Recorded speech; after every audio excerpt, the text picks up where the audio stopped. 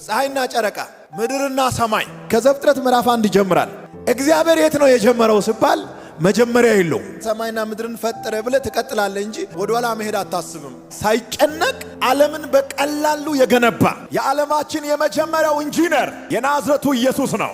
እግዚአብሔር ውሃ ላይ ተራመደ ሲባል ትገረማለህ። ከዘፍጥረት በፊት እግዚአብሔር በባዶ ዓለም በሌላው ዓለም ላይ ይራመዳል። እግዚአብሔር ኃያል ብቻ ሳይሆን የኃያላን ሁሉ ኃያል መፍጠሩ አይደለም የሚያስገርመው፣ ሲፈጥር አለመሳሳቱ።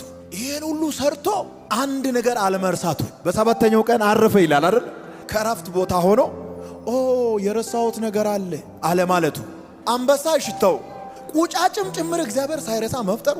ይሁን ስልኮ ነው የሆነው። ሁሉም ነገር ሁሉ በእርሱ ሆነ አይደለ? እና ቁጫጭ ሰይጣን ሰርቷል ልትል ነው? ሁሉ ከተባለ ሰይጣንም እዛ ውስጥ ነው። ባይዘው ሰይጣን እንዲሆን አይደለም የሰራውና በኋላ ነው ሰይጣን የሆነው። ሁሉ በእርሱ ሆነ። እግዚአብሔር ይናገራል፣ ያንተ ነገር ወክ እያደረገ ይመጣል። በተዘጋ ቤት ውስጥ ለመግባት ቁልፍ የማይጠይቅ ተአምር ለመስራት ውጥረት ውስጥ የማይገባ ይሁን በሚል ቃል ዓለምን የሚያስደንቅ እግዚአብሔር አይደለ?